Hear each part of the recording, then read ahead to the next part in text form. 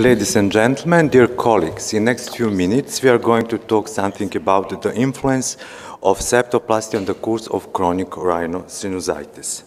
As you know, chronic rhinosinusitis is characterized by two or more symptoms: nasal obstruction or congestion, nasal discharge, anterior and or posterior nasal drip, facial pain or pressure, and finally reduction or loss of smell in children cough by endoscopical signs of nasal polyps or mucopurulent discharge or edema or mucosal obstruction.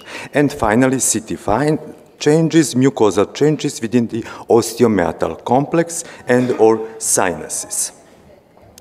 Unlike chronic rhinosinusitis is well defined according to EPOS criteria, there is no clear classification of nasal septum deformities. For example, Kamami and colleagues classify nasal septum deformities into three groups. Stage 0, no existence of nasal septum deformity.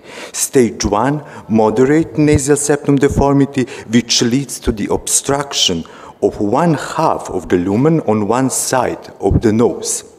And stage 2, severe nasal septum deformities, which lead to the obstruction of 2/3 of the lumen of one half of the nose.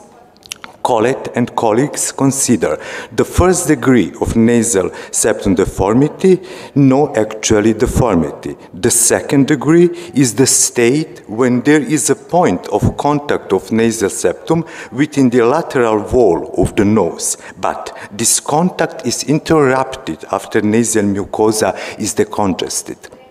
And the third degree is defined as a state of contact of the nasal mucosa with the lateral wall of the nose, the one that does not stop even after the congestion. Harar and colleagues, as Elahi and Frankel, classify nasal septum deformity on the basis of the CT findings. They do it by defining the angle which covers the line that is drawn from the crista galli to spina nasalis anterior inferior, and second line drawn from crista galli to the point of the most distinctive nasal septum deformity. Kaligolu and colleagues believe that nasal septum deformity is actually ever deviates from the 3 mm of the mean line of the face at any point. Actually, septoplasty is one of the most commonly performed surgical procedures by otorhinolaryngologists. Septal deviation is common finding by ENT doctors, but its role in the pathogenesis of chronic rhinosinusitis remains uncertain. The objective of this paper is to examine the effects of septoplasty on the course of chronic rhinosinusitis. We had to choose one of this modality described before. We had chosen the Harar's classifying of nasal septum deformities according to angle of the nasal septum deformities. We had altogether 19 patients divided into 3 groups. First group were patients with nasal septum deformity less than 10 degrees.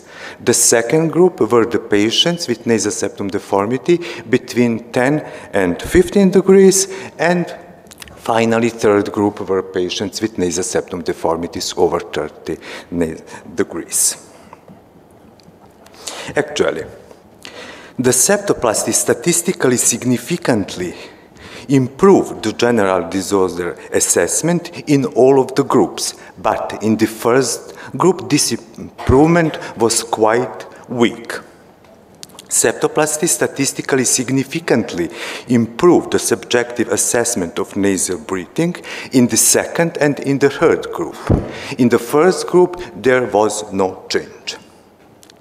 Septoplasty didn't change the subjective assessment of nasal discharge in any of the groups. Septoplasty statistically significantly diminished assessment of the pressure or pain in the facial region in the second and in the third group, regardless observing nose as whole or only deformity site. In the first group, there was no change. Septoplasty didn't change the subjective assessment on olfactory function in any of the group, regardless of observing noses hole or only deformity site. Like previous, the septoplasty didn't change the state of nasal mucosa assessment but anterior rhinoscopy in any of the groups. Septoplasty statistically significantly improved the state of nasal mucosa assessment but nasal endoscopy in the third group, but in the first and in the second group there were no changes regardless of observing noses hole or only deformity site. But when we observed the assessment of quantity of nasal secretion but anterior rhinoscopy, we found that septoplasty statistically significantly diminished quantity of nasal secretion in the second and in the third group, but in the first group there was no change. But when we assessment the quantity of nasal secretion but nasal endoscopy, septoplasty statistically diminished the quantity of nasal secretion in all of the groups.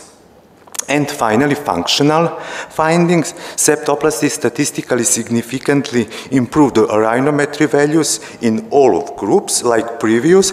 Septoplasty statistically significantly improved rhinomanometry MCA values and the volume values in all of the groups, regardless of observing the noses hole or only deformity site. In conclusions, we can conclude septoplasty significantly improves subjective assessment of the disorders in all of patients. Septoplasty significantly improves nasal breathing and sense of the pressure of pain in the facial region in patients with chronic rhinosinusitis with a deformity of at least 10 degrees. Olfactory function and nasal discharge has not changed significantly after septoplasty. In these patients, the state of nasal mucosa after septoplasty has improved in the patient whose nasal septum deformity was at least 15 degrees by endoscopical assessment. The quantity of nasal secretion in the patients with chronic rhinosinusitis has significantly changed after septoplasty in all of these patients, but endoscopically assessment, not but anterior rhinoscopy. And finally, septoplasty significantly improves rhinomanometry, rhinometry MCA, and rhinometry volume values in all of these patients. Thank you very much for your attention.